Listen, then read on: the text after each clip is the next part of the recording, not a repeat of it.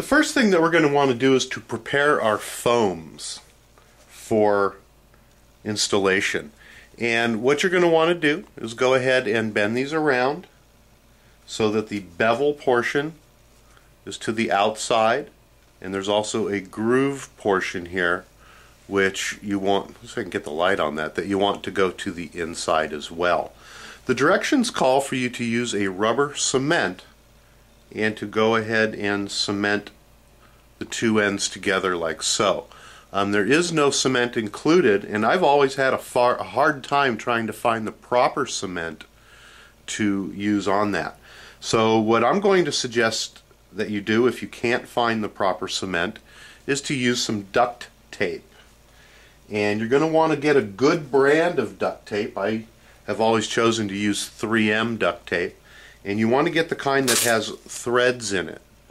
If you can see it in the light here, but it has threads in it that go in all different directions, and this keeps it from tearing. I'm going to go ahead and take off two pieces about 4 to 5 inches long.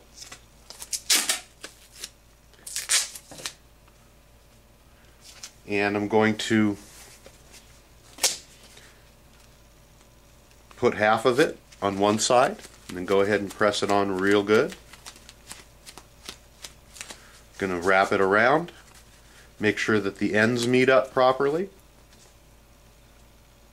and evenly, and then go ahead and put the rest of the tape around just like so. Go ahead and make sure it's pressed on really well. You want to make sure that there's nothing hanging over the lip or interfering with the bevel portion on the outside here. Make sure that's on nice and good. And then I'm going to take another piece and put it on the inside. Again, when you put it on the inside, you want to make sure that nothing is in the groove here, and you do want to make sure you come all the way to the outside edge. That's going to give you a pretty good bond on this. Again, if you can find rubber cement that works, good for you. You should probably use that. In the meanwhile, this is what I have to work with. I've always done it this way, and it works well for me. Just like so. Okay, we're going to go ahead now and insert the foams inside of the tire.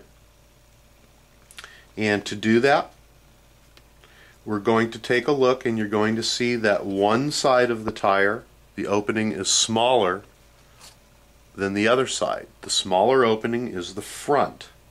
The front is where the bevel goes. So let's go ahead and insert the foam into the tire.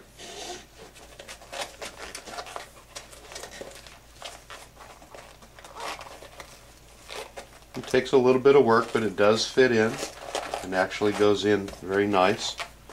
Make sure that there's no wrinkles or grooves or folds in it.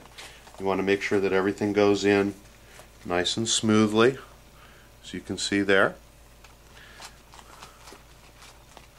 And then we're going to go ahead and slip this over the rim.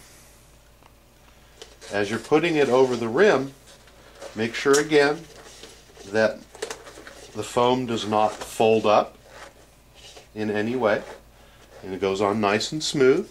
Then you're also going to see that there are little indentations in between the lugs on the tire. You need to make sure that when your tire goes on, that the indentations line up properly with the holes on the tire.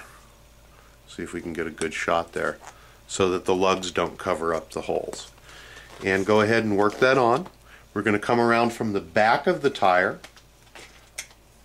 and drag the lip off the back and fold it up around the top of the tire.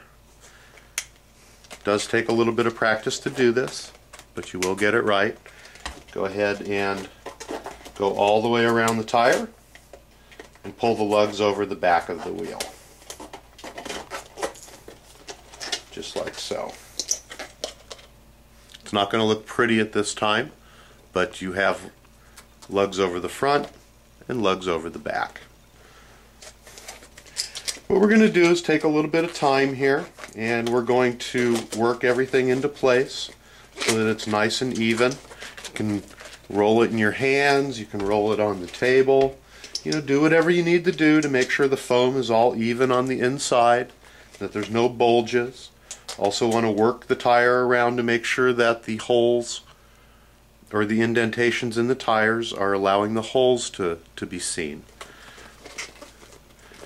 And then at this point, I generally like to start from the back of the tire. However, it doesn't matter, you can start from the front. But what we're going to need to do is, if you take a look at the wheel, you're going to see that there's grooves in the wheel. If you look at the underside of the tire, you're going to see that there are some lugs here. And what we want to do is go around the entire tire and seat those grooves on the lugs into the wheel. And you're just going to have to do these one by one and go around. Use your thumbnail, use your finger, and just gently work each one of those little tabs into the wheel lugs there, just like so. Just gently go around. Believe it or not, they will all fall into place. You just have to work them. And it does take time, and it can get frustrating. But use your fingernail, use your finger, and just keep working them in, and they will all fall down into place, and that back of that tire will be very smooth. So if you take a look again, see if I can get a good light source on this. There we go. You're going to see that all the way around, all the lugs are in nice and smooth. At this time, we're going to go ahead and grab the larger of our bead locks. And again, on the back, you're going to notice that there are indentations in between each screw hole. What we're going to want to do is go ahead and one more time make sure that all those lugs are in properly, and it is very important that they're all in and nice and smooth. And then we're going to align the holes up on the bead with the holes up on the wheel. Then we're very gently with our thumbs going to go ahead and work this bead onto the tire until it's solidly set on, just like so. Just keep working on it with your thumbs, pressing down. You should be able to take a look, and there should be no gap in between the bead and the wheel. It should by itself set down on there, just like so.